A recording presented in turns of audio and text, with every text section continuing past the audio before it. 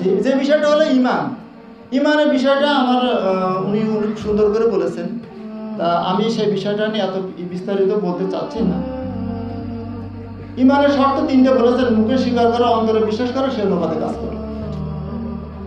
মুখে আপনি স্বীকার করলেন, ঠিক আছে, অন্তরে কতটুকু আছে সেটা আপনি জানেন, আমার আল্লাহ জানেন। কিন্তু আমলের বেলায় উল্টা, উল্টা কিনা? তাহলে আমল বিন আরকান, আমল যদি আপনার খারাপ হয়, কোনো বাবার ক্ষমতা নাই, কোনো পীরের ক্ষমতা নাই, কারোর ক্ষমতা নাই আপনাকে জান্নাতে নিয়ে, এমনকি নবী করিম সাল্লাল্লাহু আলাইহি ওয়াসাল্লামের ক্ষমতা। আপনি কি মাইন্ড করেন আমার কথা? আপনারা কি এটা শুনেছেন যে কোরআনে আল্লাহ তাআলা নবী সাল্লাল্লাহু আলাইহি ওয়াসাল্লামকে কি বলছেন? সূরা জিনের ভিতরে আল্লাহ রাব্বুল আলামিন নবী সাল্লাল্লাহু আলাইহি ওয়াসাল্লামকে বলেছেন, আপনাকে কোনো মানুষের উপকার এবং ক্ষতি সাধন, ভালো এবং ক্ষতি সাধন করার ক্ষমতা আমি দেই নাই। সূরা জিনের 21 নম্বর আয়াত। আপনি এটাও জানেন না যে আল্লাহ তাআলা আপনার সাথে কি ব্যবহার করবে, যে নবী করিম সাল্লাল্লাহু আলাইহি ওয়াসাল্লাম আল্লাহ কি ব্যবহার করবেন সেটা যদি নবী করিম সাল্লাল্লাহু আলাইহি ওয়াসাল্লামই না জানে, তাহলে আজকে পীর বাবারা কিভাবে জানে আমাকে নিয়ে যাবে? আমি কিন্তু পীরের পক্ষে নাই, আমি কিন্তু ওই আয়াতটা ওনাকেই দিছিলাম। আমি মনে করছি উনি আরেকটু সুন্দর করে বলবেন, যা বলছেন খুব সুন্দর করে বলছেন। এখান থেকেই কিন্তু যত কিছু সৃষ্টি। তাহলে ইমানের যে আমলটা, সে বিষয়টা আমাদের অবশ্যই জানতে হবে।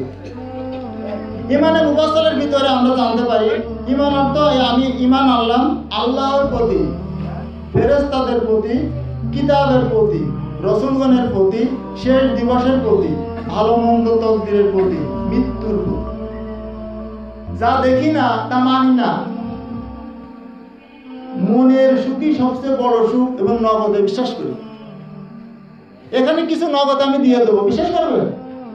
বিশ্বাস করবে কিনা? এখানে কিন্তু সব বিষয়টা যদি বলতে চাই, পরকালের বিষয়টা বেশি, ঠিক কিনা? একটা বিষয় কিন্তু আমাদের সামনে স্পষ্ট হবে, সেটা হলো কিতাব, একটা আল্লাহ কোরআন। আর দুটো বিষয় কিন্তু আপনার সামনে একদিন আসবে।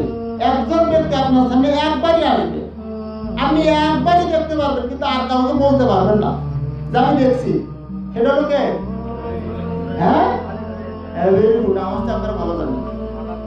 হ্যাঁ, আপনি ফেরেশতাকে তো দেখবেন। এখানে কি ফেরেশতাদের প্রতি ঈমান আনতে বলছেন না? ফেরেশতা আপনি দেখবেন, কিন্তু আর একজনকে বলতে পারবেন না আমি আজকে ফেরেশতা দেখছি। আর একটু হলো কি বলেন না, একটা হলো আপনি মৃত্যুকে আপনি দেখতে পারেন, কিন্তু ওই মৃত্যুটা কি রকম আপনি আর একজনকে বলতে পারবেন না। আপনার সামনে একবার আসলে মৃত্যু যন্ত্রণা, আপনি ভোট করবেন, এটা আপনি আর কাউকে বলতে পারবেন। তাহলে এই 3টে বিষয়কে আমরা দুনিয়া থেকে পাবো কিনা, এটা কি কেউ এড়াতে পারবে? আজরাইল আলাইহিস সালাম কারো সামনে আসবে না, এটা কি কেউ এড়াতে পারবে?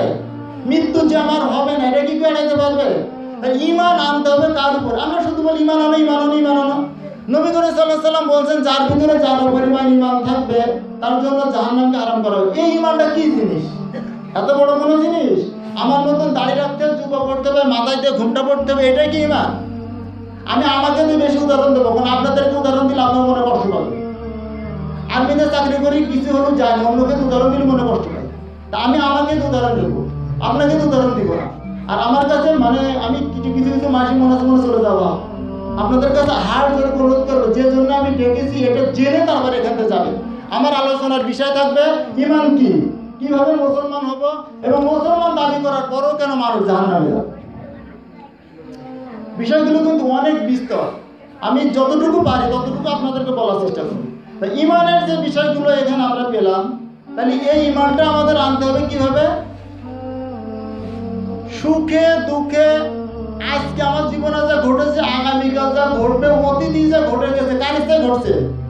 যদি কোনো ব্যক্তি ঈমান নিয়ে আসে, সে কোরআন শরীফ পড়তে যাবে, তাহলে সে কোথা থেকে পড়বে? আমাদের একটু জানা উচিত।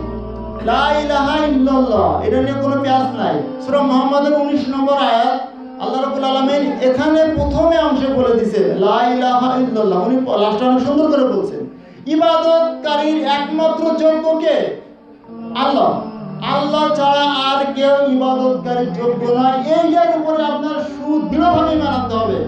এর কোনো ইখতিলাফ নাই, এই ব্যাপারে কোনো ইখতিলাফ নাই। আপনাদেরকে স্পষ্ট করে বলে দিলাম, এই ব্যাপারে যদি কোনো ইখতিলাফ আপনারা করেন, জাহান্নাম ছাড়া কপালে কিছু জুটবে না। আমি যতটুকু শিখছি এই পর্যন্ত, এই ব্যাপারে যদি আপনি ইখতিলাফ করেন, আপনার কপালে জাহান্নাম ছাড়া কিছু জুটবে না। যে বিষয়টা হলো যে ইমানের যে বিষয়টা, আমরা বিশ্বাসটা কোথা থেকে আসে, শিরক কোথা থেকে সৃষ্টি হয়। আমরা অনেক সময় মনে করি যে আমি আল্লাহর গুনাহগার বান্দা, আমি মনে হয় ডাকলে আল্লাহ আমার কথা শুনবে না। এই ধারণা অনেকের মনে আছে কিনা? যারা নামাজ পড়ে না এদের মনেও আছে, আবার যারা 5 ওয়াক্ত নামাজ পড়ে এনাদের মনেও আছে। তাই যদি না হবে তাহলে তার পাপের মিলাদ করানোর জন্য হুজুর টাকার কোনো দরকার আছে? কিছু কিছু কথা বলে হুজুরকে দায়ী দেওয়া লাগতে পারে, কিন্তু ব্যাপারটা তাই না। আমি আপনাকে কোরআন দিয়ে বোঝাবো যে আপনাকে হুজুর টাকার দরকার নাই। আপনি আপনার বাপের জন্য আপনার বাপের কবর জিয়ারত কিভাবে করবেন, আপনার বাপের জন্য দোয়া আপনি কিভাবে করবেন, সেটা সব কিছু নবী সাল্লাল্লাহু আলাইহি ওয়াসাল্লাম শিখে দিয়ে গেছেন, যেটা আমাদের বড় ভাই দিন সাহেব বলে দিয়েছেন সূরা আলে ইমরান 31 নম্বর আয়াত। আমি তো পরে আসবো এই বিষয়ে। তাহলে এখান থেকে কিন্তু আমাদের সব কিছু সৃষ্টি। আমরা মনে করছি যে আমি গুনাহগার বান্দা, আমি মনে হয় আল্লাহকে ডাকলে আমি তো আল্লাহকে পাবো না, আর একজনকে ডেকে নিয়ে আসি বা আর একজনের কাছে যায়। আমার বাচ্চাটা জ্বর এসে আমি হয়তো সূরা ফালাক পড়লে আল্লাহ দরবারে যাবে না, তো হুজুরের কাছে ঝাড়াই নিয়ে আসি। আমি প্রতিনিয়ত দেখি আমাদের এই মসজিদে একজন মহিলা আসে তার বাচ্চাকে হুজুরের কাছে দোয়া নেওয়ার জন্য। আমি একদিন বললাম আপনি কিছু পারেন না, আমার কথা হয়তো বুঝতে পারে না।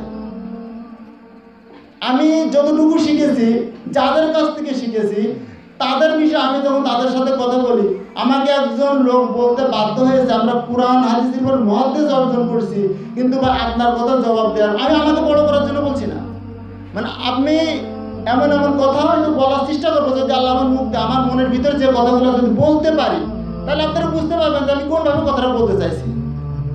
এখান থেকে সমস্ত শিরকের সৃষ্টি কিনা আমি জানি না। যে বিষয়টা ওনাকে দিয়েছিলাম জানি না, সেটা আপনি আরেকজনকে জেনে নেন। আপনি কীভাবে নামাজ পড়ুন আপনি জানেন না, কীভাবে নামাজ পড়তে আপনি জেনে নেন। আপনার রুকুটা ঠিক মতো হচ্ছে কিনা, আপনার সেজদাটা ঠিক মতো হচ্ছে কিনা, আপনার নামাজটা রাসূলুল্লাহ সাল্লাল্লাহু আলাইহি ওয়াসাল্লামের মতো হচ্ছে কিনা আপনি আরেকজন কথা জেনে নেন।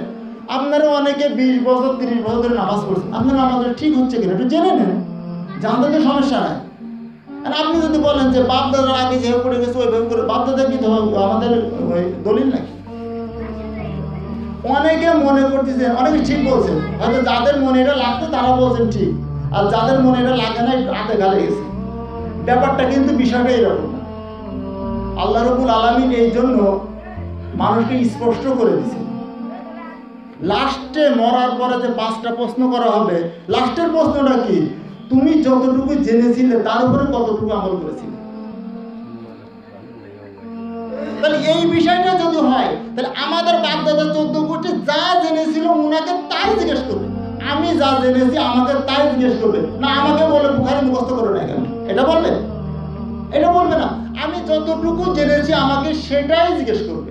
আমার বাপ দাদা 14 গোষ্ঠী 200 বছর 300 বছর আগে যারা মারা গেছে, ওনাদের কাছে যতটুকু ওই আসছিল, যতটুকু ওনারা জানছেন, সেটা পীরের কাছ থেকে হোক, সেটা মসজিদের হুজুরের কাছ থেকে হোক, যার কাছ থেকে হোক, যতটুকু শিখছেন ততটুকু তাদের উপরে জিজ্ঞেস করবে।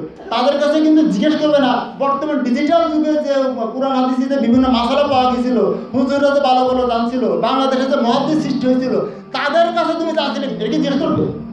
আর ওই সময় তো মুহাদ্দিস ছিল না। আজ থেকে বাংলাদেশে 100 বছর 150 বছর কোনো মুহাদ্দিস ছিল না। তাহলে ওনাদের কাছে কিন্তু এটা জিজ্ঞেস করবেন না। এই জিনিসটা আমাদের ক্লিয়ার হওয়া উচিত যে আল্লাহ কি জিজ্ঞেস করবেন আপনি। আল্লাহ আপনাকে এটাও জিজ্ঞেস করবেন আপনি জোরে আমিন বলেছিলেন না আস্তে আমিন বলেছিলেন, এইটাও আপনাকে জিজ্ঞেস করবে না। আপনাকে কি জিজ্ঞেস করবে সিলেবাস দেওয়া আছে। কবরে আপনাকে কি জিজ্ঞেস করবে এটারও সিলেবাস দেওয়া আছে। সিলেবাস বুঝি কিনা আমরা যারা স্কুলে লেখাপড়া করেন ভালো করে বোঝেন সিলেবাস কি জিনিস, ভালো করে বোঝেন। আপনার প্রথম শ্রেণী পরীক্ষায় 1 পাতা থেকে 60 পাতা পর্যন্ত পরীক্ষা হবে। আপনি যদি প্রথম পরীক্ষায় 120 পাতা পর্যন্ত পরীক্ষা করেন, আপনার পড়ে যান, আপনাকে এটা পড়তে বলছে,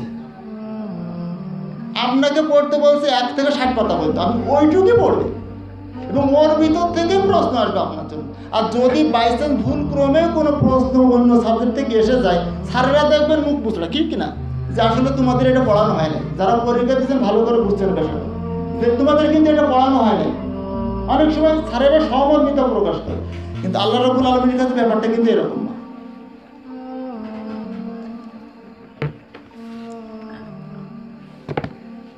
এতটুকু যদি বুঝাইতে পারতে থাকি তাহলে আমি মনে করি আমি মনে হয় কিছুটা হলেও বুঝাইতে পারছি আপনাদের।